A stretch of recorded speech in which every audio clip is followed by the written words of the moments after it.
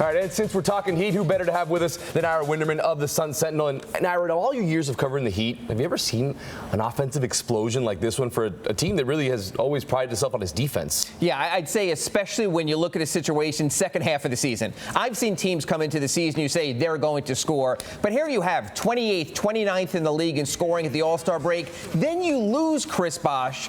And all of a sudden now, the Heat have made the largest gain in scoring in the NBA since the All-Star break. And I think that really goes to speak to Eric Spoelstra and what he's done, that he said, this is what we have, this is who we have to be. We have to get Goran on the move, we have to play faster, we have to use Joe Johnson. And all of a sudden you look at it and you can really see how much of a difference coaching makes. It's a different team right now. Yeah, it's completely different from the beginning of the season. Obviously, the running, you said Goran Dragic really wasn't getting into the offense before. Right. Now it's more suited to him. But you also mentioned Joe Johnson. That trade, I think, under the radar is probably one of the biggest things that's happened to the Heat in the second half. Yeah, and I think, again, when you look at the situation, even if Joe isn't scoring, he's still Joe Johnson. He's still all-star Joe Johnson. It's a lot better decoy to have Joe Johnson out there than, let's be honest, than a Gerald Green or some of the other players they were having out there. That's the difference right now. They have 5 live on offense, including Luol Deng now, who stepped forward, and all of a sudden now you can really see the difference. You mentioned Luol Deng playing the 4 now in this lineup, and it's really having a lot of benefits to that, but also Hassan Whiteside. What he's done, because he has been putting up those video game numbers, yes, but he's doing it now in a team format, in a team way. He's even his post-game interviews are a little more insightful. He's got him more involved in the team aspect.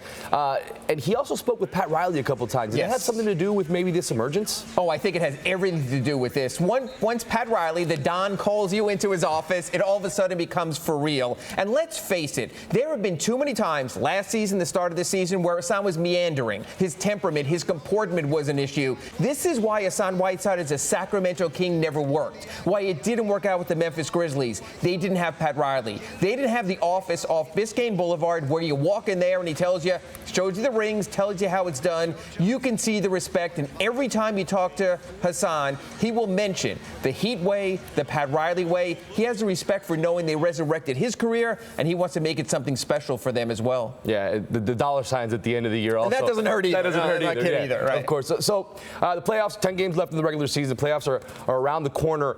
The 3 to 6 seed, there's been a jumbled mess at the top of the Eastern Conference. What team of those is really the one that maybe fits the Heat the best for the first round? Yeah, it's really interesting because we know one of the 3 teams the Heat will play in the first round. We know it won't be Toronto or Cleveland. We know it won't be at the bottom in Indiana, Chicago, or Detroit. It will be either Atlanta, it'll be either Charlotte, or it'll be either Boston. I think when you look at those 3 teams, the hottest team is Charlotte, which is kind of surprising considering their injury situation. Boston has already won the season series 2-0. I think you'd want Atlanta, which is interesting. You're talking about the hottest team in the East last season. The team that had the best record went to the East Finals, but the Heat have shown they can play them well. I think more important than any of that, rather than who they'd rather play, they need home court. And that means finishing either 3 or 4 to get that first round series 4 out of the 7 games at home. All right, well, we've only just begun here with Ira Winderman because a certain guy that we might know named LeBron James, he's been causing a little bit of a storm this week on social media. So we're going to get to that coming up in just a little bit.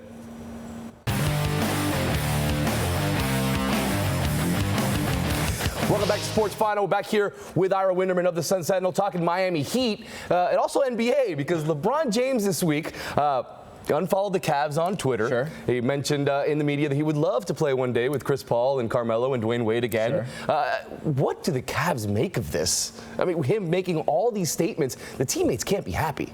Well, first of all, what the Cavs make of this is exactly you reap what you sow. When you make a player your coach, your general manager, basically your owner, and you give him the keys to the kingdom, well, the king is going to take over, and that's what he's doing. This is not something that ever would have happened in Miami because Pat Riley has, as we mentioned, that office up on Biscayne Boulevard. You would be Biscayne Bay, rather. You'd be summoned up there, and Pat would lay down the law, and that's what happened, and that's among the reasons why LeBron's not here right now.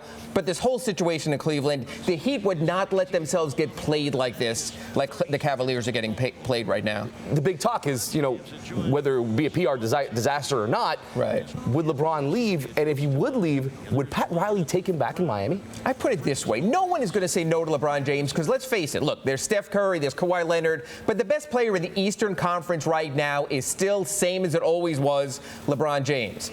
The Heat, it would be simple.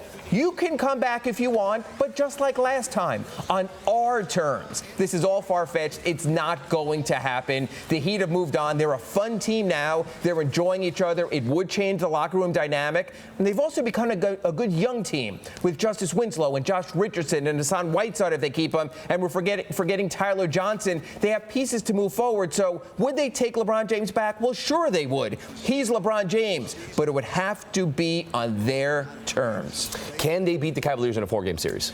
You know, I've been through this so much with the Heat, and especially when they played Boston and they played Brooklyn early in the season, and they would wind up in situations where in the regular season they would struggle. LeBron in the playoffs is a different player, and he sets different rules, and he talks about, going dark on everything in social media. LeBron's a different player. The bottom line is the Heat went up to Cleveland this season early and got smoked. Yes, they've defeated LeBron in each of his 3 returns. The playoffs are a different animal. That's why when we discuss the playoffs, and you ask me who would the Heat rather face in the first round, well, I think they'd rather wind up in that 3-6 matchup so they don't have to face the Cavaliers until the Eastern Conference Finals. I still think that's the priority for them. Man, would that be a fun series. Oh, it would be insane. If you thought it was crazy any other playoff series when LeBron was here, this would bring basketball back as the Mecca to South Florida. Everyone would be here. And I got to tell you, the Miami crowds have been terrific as far as supporting the Heat when LeBron came here. People said, would they cheer him? No, they treat him like an outsider. It's been fun. The 2 visits, that would be at least 2, maybe more fun visits as well. Basketball town. He's Ira Winderman of the Sun Sentinel. Thanks for joining us, man.